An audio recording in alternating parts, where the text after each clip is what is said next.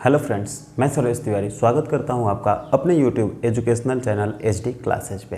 Friends, हमने percentage पढ़ना start किया था और परसेंटेज में हमारा कुल मिलाकर 17 क्लास हो गया है, ठीक है। और आज है 18वां क्लास और हम जारी रखते हैं अपने परसेंटेज के क्लास को और देखते हैं कि परसेंटेज का मतलब क्या होता है। जैसा कि मैं हर एक क्लास के स्टार्टिंग में बताता हूँ आपको कि परसेंटेज जो होता है, परसेंटेज का मतलब होता है प्रत्येक 100 पर अगर 20% आए यानी कि प्रत्येक 100 पर 20, 100% आए प्रत्येक 100 पर 100, 200% आए प्रत्येक 100 पर 200, ठीक है। तो ऐसे परसेंटेज का मतलब होता है। और परसेंटेज का साइन मैंने बताया था कि परसेंटेज का साइन आपका होता है ऐसा, परसेंटेज,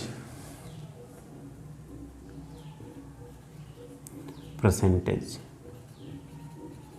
ठीक है। प्रतिशतता, प्रतिशतता, ठीक है,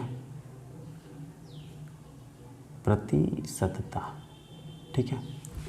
और प्रतिशत का मतलब मैंने समझाया था, प्रतिशत परसेंटेज जो है ये इसका साइन जो होता है ये होता है और इसका मतलब होता है 1/100। किसी भी संख्या में का परसेंटेज निकालने के लिए हम 100 से गुणा करते हैं, ठीक है।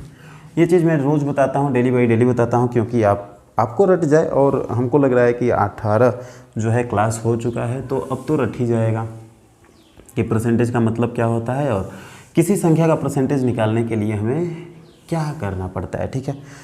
तो चलते हैं, जैसा कि मैं रोज़ डेली बाई डेली करता हूँ, लास्ट क्लास का लास्ट क्वेश्चन एक बार उठा लेता हूँ ताकि आपको वो मिल जाए, जैसे मतलब रेगुलेशन मिल जाए आपको, पिछले क्लास से हम जुड़ जाएं।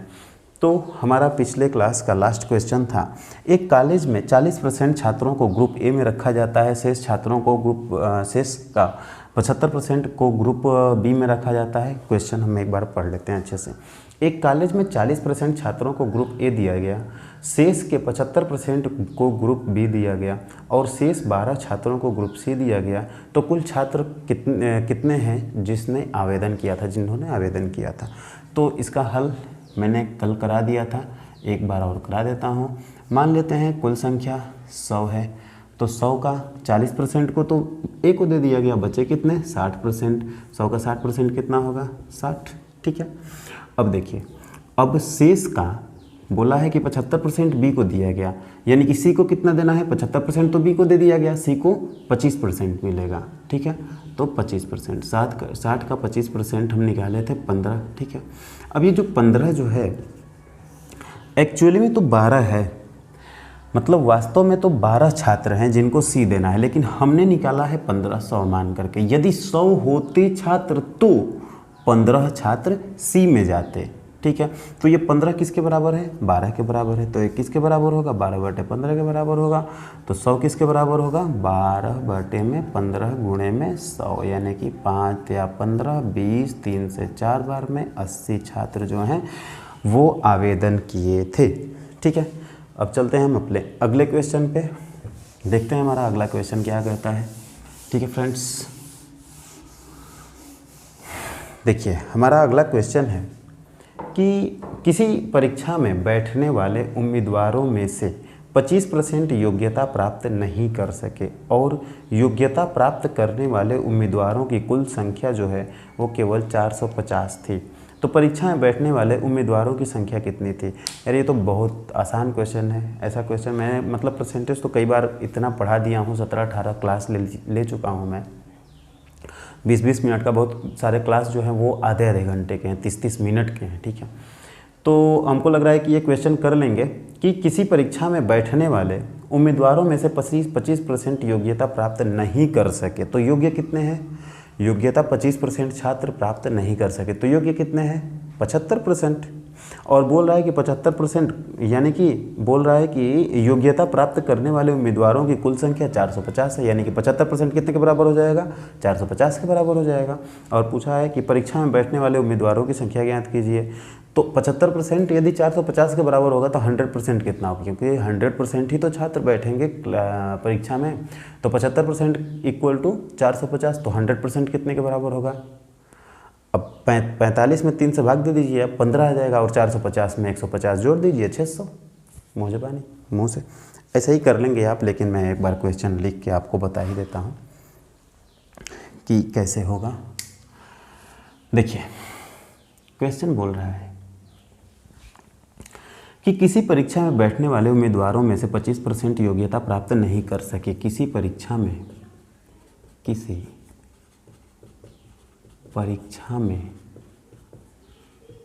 बैठने वाले छात्रों में 25% छात्र योग्यता प्राप्त नहीं कर सके। ठीक, किसी परीक्षा में बैठने वाले छात्रों में से 25% छात्र जो हैं वो योग्यता प्राप्त नहीं कर सके। आगे बोल रहा है और योग्यता प्राप्त करने वाले उम्मीदवारों की कुल संख्या कर सके। ठीक है, और योग्यता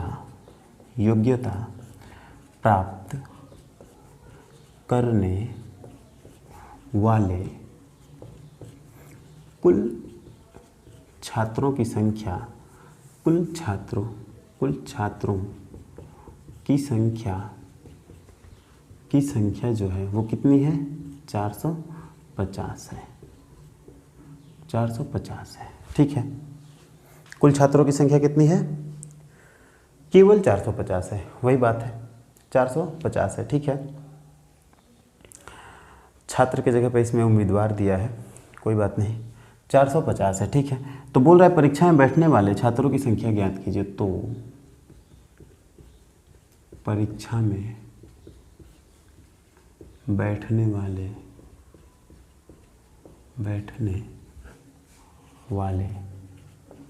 मैं छात्रों ही लिख देता हूँ, छात्रों की संख्या ज्ञात कीजिए। ठीक है,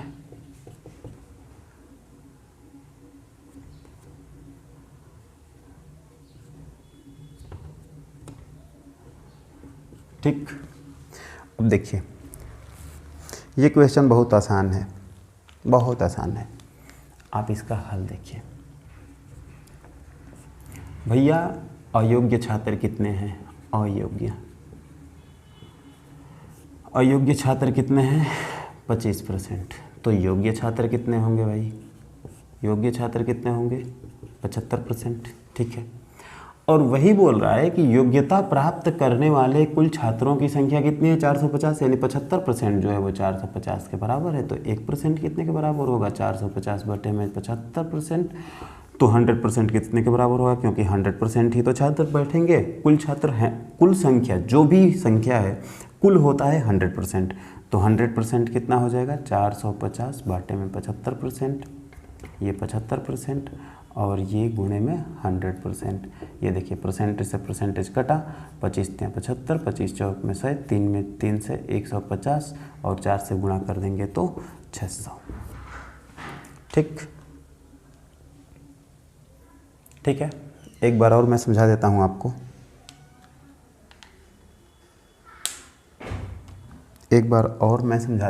देखिए किसी परीक्षा में बैठने वाले छात्रों में 25% छात्र योग्यता प्राप्त नहीं कर सके। ठीक है, और योग्यता प्राप्त करने वाले योग्यता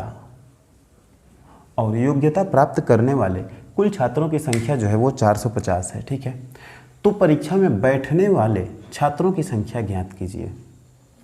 अयोग्य छात्र कितने हैं? 25%। तो योग्य छात्र कितने होंगे? 75%। 450 जो अयोग्य छात्र हैं, तो 75% कितने के बराबर होगा? 450 के बराबर होगा। 1% बराबर 450 बटे 75%, तो 100% इक्वल टू 600। ठीक है, ये क्वेश्चन समझ में आया? चलिए चलते हैं अपने अगले क्वेश्चन पे कि हमारा अगला क्वेश्चन क्या कह रहा है। ठीक है,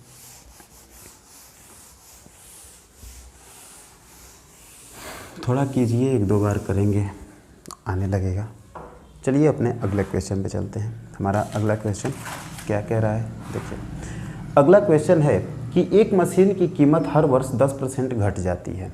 एक मशीन की कीमत जो है वो प्रत्येक वर्ष जो है 10% घट जाती है। तदनुसार यदि उसकी वर्तमान कीमत 50,000 हो तो 2 वर्षों बाद उस मशीन की कीमत कितनी रह जाएगी। ठीक है, देखिए ये भी क्वेश्चन मैं करा चुका हूँ। क्वेश्चन कह रहा है कि एक मशीन जो है, मशीन उसकी कीमत, एक मशीन की कीमत प्रत्येक वर्ष 10% घट जाती है। 10% जो है घट जाती है, 10% घट जाती है। ठीक है, एक मशीन की कीमत प्रत्येक वर्ष 10% घट जाती है। तदनुसार यदि उसकी वर्तमान आयु, यदि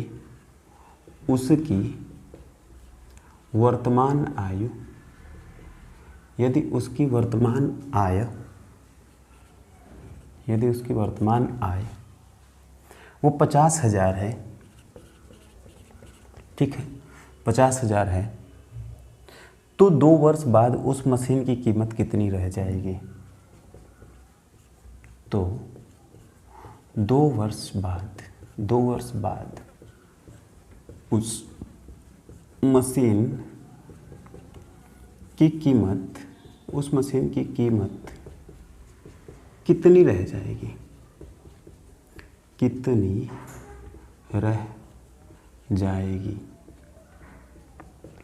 ठीक है, ये क्वेश्चन पूछ रहा है।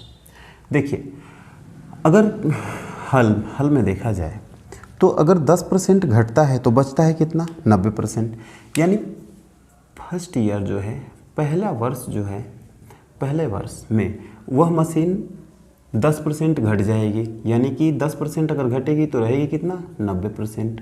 ठीक है, दूसरे वर्ष भी वैसा ही होगा कि जो बचा रहेगा 90%, इसमें से और 10% घट जाएगी।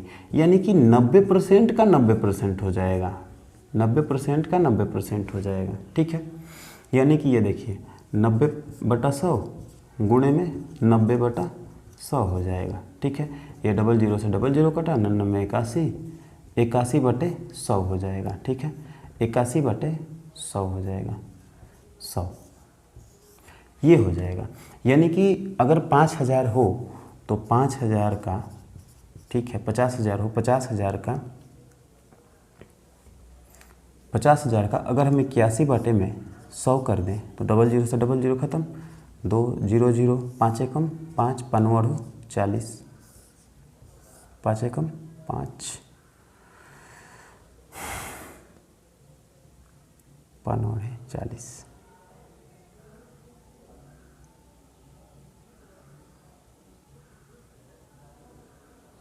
5 एकम 5, 00, 5 एकम 5, 81 है ना,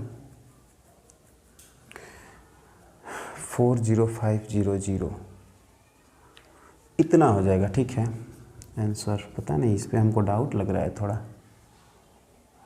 इकाई, दहाई, सैकड़ा, हज़ार, 10,000, 40,500, हाँ हो सकता है, 10% घट रहा है। ठीक है, तो कितना रह जाएगा, तो 90% रह जाएगा। 10% घट रहा है तो कितना परसेंट घट जाएगा, पहले 10% घटेगा, फिर से ऐसे भी कर सकते हैं ए बी पर, पहले 10% घटेगा, फिर से 10% घटेगा, प्लस में 10 गुणे में -10 बटे में 100। ठीक है, इससे ये कटेगा और ये -20 हो जाएगा और ये माइनस प्लस हो जाएगा, यानी कि प्लस में 1, यानी कि 19% जो है वो घट जाएगा, 19% कम हो जाएगा।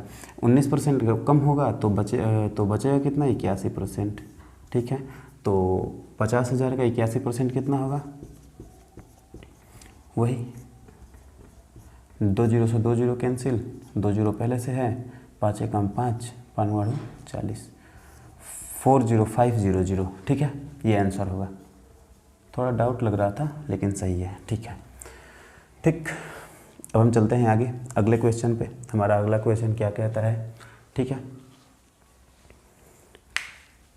ये समझ में आया, ये क्वेश्चन नहीं समझ में आया होगा तो मैं एक बार बताता हूँ। देखिए, बोल रहा है कि एक मशीन की कीमत प्रत्येक वर्ष 10% घट जाती है। भाई 10% घटेगी तो बचेगी कितनी, 90%।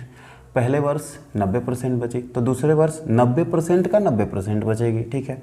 यानी कि 90% और गुणे में 90%, यानी कि 81/100, 81/100 से गुणा कर दिए तो 40500 आ गया। और नहीं तो ऐसे अगर करना चाहें -10 प्लस में -10 इंटू -10/100, तो ऐसे भी हो जाएगा। 19% कम होगा। देखिए 29% जब घटेगा तो बचेगा कितना? 81%। 100 में से 19 घटाएंगे, बचेगा कितना? 81%। और वही बोल रहा है कि मशीन की कीमत कितनी रह जाएगी, तो 81% रह जाएगी, तो 81% निकाल देंगे। 40500 आंसर, ठीक है, यानी कि 40,500। अब चलते हैं हम अगले क्वेश्चन पे अपने, कि हमारा अगला क्वेश्चन क्या कहता है।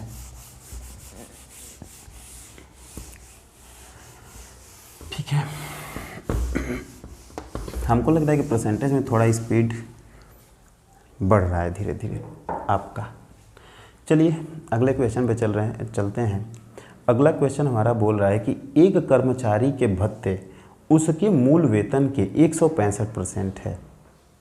एक कर्मचारी है, देखिए ये जो तनख्वाह होता है, तनख्वाह, ये दो, मतलब इसमें आप सोचेंगे कि मतलब एक ही है, लेकिन ये दो प्रकार के, मतलब इसका दो भाग होता है।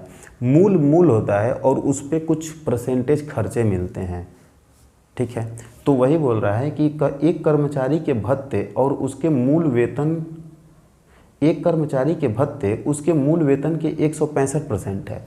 मतलब मान लीजिए कि उसको 20,000 मिल रहा है अगर वेतन, तो एक्स्ट्रा में उसको मिल जाएगा, मतलब 20,000 उसका मूल वेतन है, लेकिन उसको मिल रहा है 45,000, ठीक है।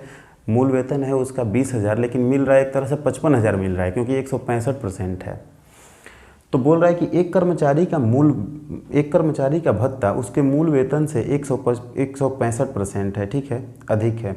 यदि उस कर्मचारी का समग्र वेतन 11,925 हो तो उसका मूल वेतन कितना होगा। एक तरह से ये मान लीजिए कि एक तरह से आप ये मान लीजिए कि एक किसान है, ठीक है, उसके पास गेहूं है और चावल है, ठीक है। तो उसके पास जो गेहूं है और चावल है, तो उसके पास गेहूं जो है वो चावल का 165% है।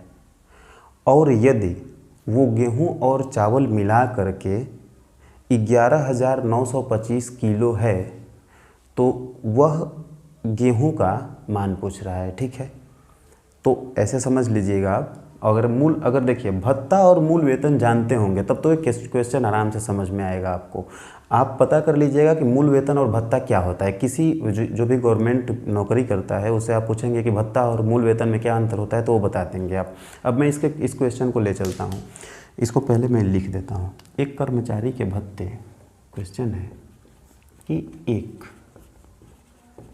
कर्मचारी के भत्ते उसके मूल वेतन के 165% है, 165% है, ठीक है। यदि उस कर्मचारी का समग्र वेतन, यदि उस कर्मचारी का समग्र वेतन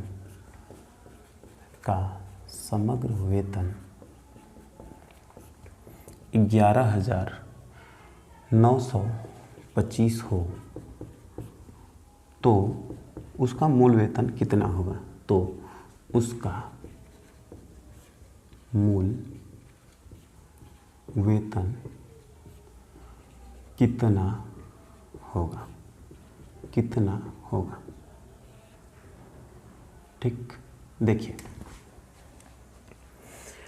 भाई 165% को हम कितना लिख सकते हैं, हल। देखिए अगर 20% जो है 20%, अगर इसको 20/100 लिखा जा सकता है, ठीक है, 5 यानी कि 1/5 लिखा जा सकता है, यानी कि ये एक जो है वो 5 का 20% है। इसका मतलब यही होता है कि एक जो है वो 5 का 20% है। अगर हम लिखें 130% इक्वल 130/100 यानी कि 13/10, तो यहाँ पे ये होगा कि 13 जो है वो 10 का 130% है। वैसे ही अगर हम 165% को लिखें 165 बटे में 100, 165% को अगर हम 165 बटे में 100 लिखें और 5 से कटा दिया जाए 20 हो जाएगा, 5 या 15 और 5 या 15 यानी कि 33 बटा 20 हो जाएगा। यानी कि 33 जो है वो 20 का 165% है। तो ये कहा जा सकता है कि मूल वेतन 20 है, मूल वेतन 20 है और भत्ता जो है भत्ता वो 33 है। ठीक है, ये कहा जा सकता है क्योंकि ये 33 जो है वो 20 का 165% है और यहाँ पे क्वेश्चन ही बोल रहा है कि एक कर्मचारी का भत्ता जो है उसके मूल वेतन से 165% है, उसके मूल वेतन का 165% है। तो 20 का 165% जब 33 है तो 33 को भत्ता माना जा सकता है और 20 को मूल वेतन माना जा सकता है।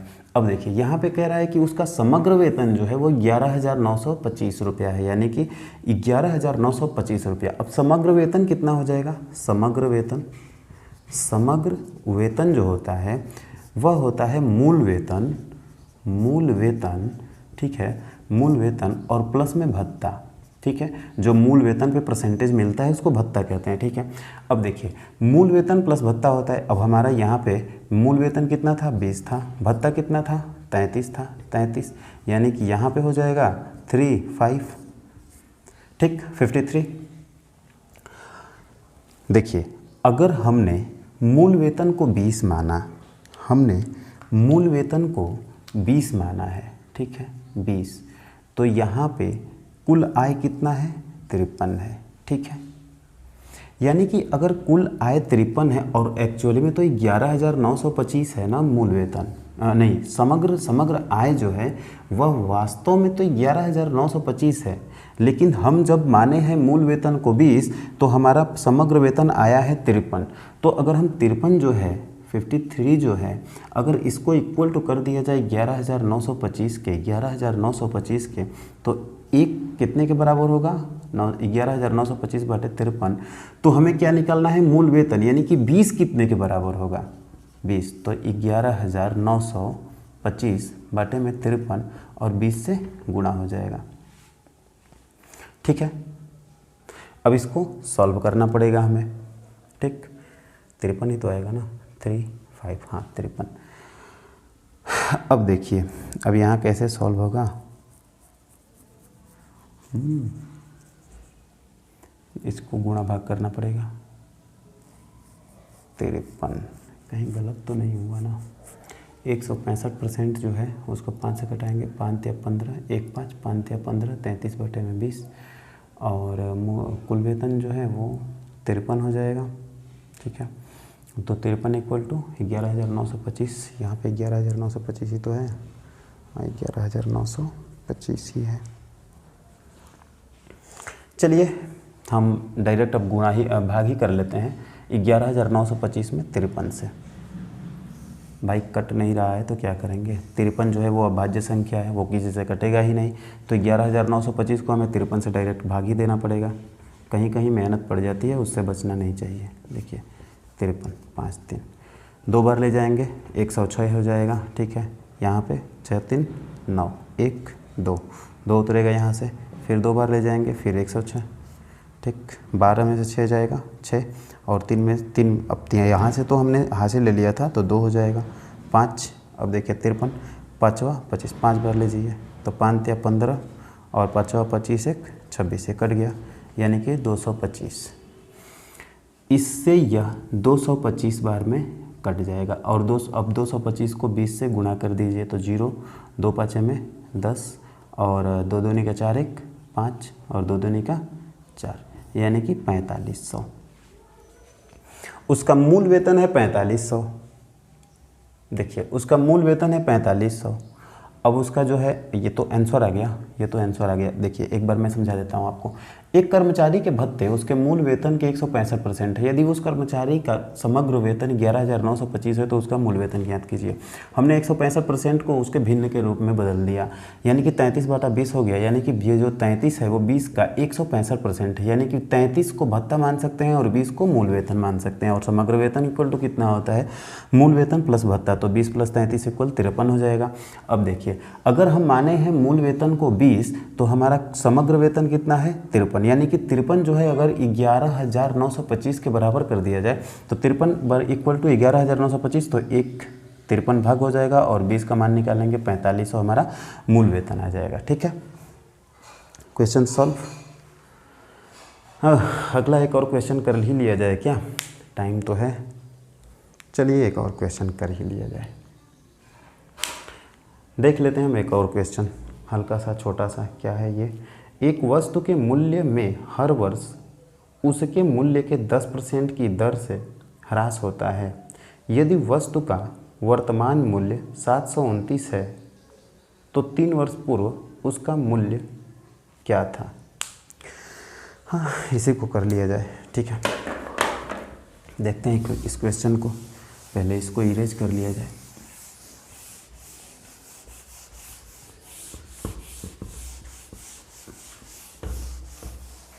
हमारा अगला क्वेश्चन जो है वो बोल रहा है कि एक वस्तु के मूल्य में हर वर्ष उसके मूल्य के 10% की दर से ह्रास होता है। क्वेश्चन है कि एक वस्तु के मूल्य में, एक वस्तु के मूल्य में हर वर्ष उसके मूल्य के 10%, हर वर्ष उसके मूल्य के, हर वर्ष उसके मूल्य के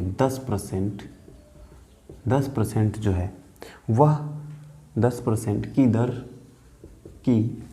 दर से ह्रास होता है, की दर से ह्रास होता है, ह्रास होता है भाई 10% के दर से ह्रास होता है, यानी कि 10% घट जाता है। ठीक है, आगे बोल रहा है कि यदि वस्तु का वर्तमान मूल्य 729 है, यदि वस्तु का वर्तमान मूल्य, यदि वस्तु का वर्तमान मूल्य 729 रुपया है, 729 रुपया है। ठीक है, तो 3 वर्ष पूर्व उसका मूल्य क्या था। तो 3 वर्ष पूर्व, 1 वर्ष नहीं, 2 वर्ष नहीं, 3 वर्ष पूर्व। ठीक है, 3 वर्ष पूर्व उसका, यानी कि उस वस्तु का मूल्य क्या था, मूल्य क्या था। ठीक है, करते हैं इस क्वेश्चन को सॉल्व और इसके बाद अपने क्लास को एंड। तो देखिए इसका हल देखते हैं। बोल रहा है कि एक वस्तु के मूल्य में हर वर्ष उसके मूल्य का 10% जो है वह ह्रास हो जाता है, यानी कि वस्तु बची कितनी 90%। पहले वर्ष में 90% बची, दूसरे वर्ष में 90% का 90% बची। ठीक है, तीसरे परसेंट में 90% का 90% का 90% बचेगा, का 90%, यानी कि 90 बटे में 100 और गुणे में 90 बटे में 100 और गुणे में 90 बटे में 100 और बचेगा कितना x, और ये कितने के बराबर होगा 729 के बराबर। यदि उस वस्तु का मूल्य x मान लिया जाए तो, यदि उस वस्तु का मान x मान लिया जाए तो दूसरे वर्ष में कितना हो जाएगा 90 बटे 100। मतलब कि पहले वर्ष, एक वर्ष जब बीतेगा तो कितना हो जाएगा 90 बटे 100। फिर जब दूसरा वर्ष आएगा तो कितना हो जाएगा, फिर से x के 90% 90 बटे 100 का 90 बटे 100 होगा। ठीक है, उसके बाद फिर से x का 90% का 90% का 90% हो जाएगा तीसरे वर्ष में। ठीक है, और इसको सॉल्व कर देंगे, x का मान आ जाएगा, x मतलब 3 वर्ष पूर्व का मान आ जाएगा। ठीक है, तो x इक्वल टू क्या हो जाएगा 729 इंटू ये 100, तीनों 100 ऊपर चला जाएगा, 100 इंटू 100 इंटू 100 और ऊपर वाला नीचे आ जाएगा 90 इंटू 90 इंटू 90, 3 0 से 3 0 कैंसिल। ठीक है, और 9 9 9 ये 729 के बराबर होता है। अगर 9 का क्यूब करेंगे तो 729 आता है। ठीक है, आपको स्क्वायर क्यूब ये याद कर लेना चाहिए। ठीक है, 20 तक बहुत ज़्यादा हेल्प करता है। तो 999 का क्यूब क्या होता है 729। तो अब बचा कितना 1,000,000 यानी 1000, यानी 3 वर्ष पूर्व उसका आय कितना था 1000। एक बार और समझ लीजिए, एक वस्तु के मूल्य में हर वर्ष उसके मूल्य के 10% की दर से ह्रास होता है। यदि वस्तु का वर्तमान मूल्य 729 है तो 3 वर्ष पूर्व उसका मूल्य क्या था? 3 वर्ष पूर्व उसका मूल्य क्या था? ठीक है, देखिए, तो दूसरे वर्ष में उस वस्तु का मूल्य कितना हो जाएगा? 90% हो जाएगा भाई, 10% घटेगा तो 90% हो जाएगा। पहले वर्ष में 90%, दूसरे वर्ष में फिर से उसका 90%, तीसरे वर्ष में फिर से उसका 90% हो जाएगा, क्योंकि 10% घट रहा है। ठीक है, और इसको सॉल्व कर देंगे तो 1000 आ जाएगा। ठीक है, सो फ्रेंड्स, अब अपने क्लास को रखते हैं यहीं तक, और आगे हम अपने क्लास को जारी करेंगे कल। कल तक के लिए तो बाय कहूँगा मैं आपको, और बचे रहिए, खाते पीते रहिए, ह्यूमैनिटी पावर को बढ़ाए रहिए, और घर पे रहिए, संभले रहिए। बाय।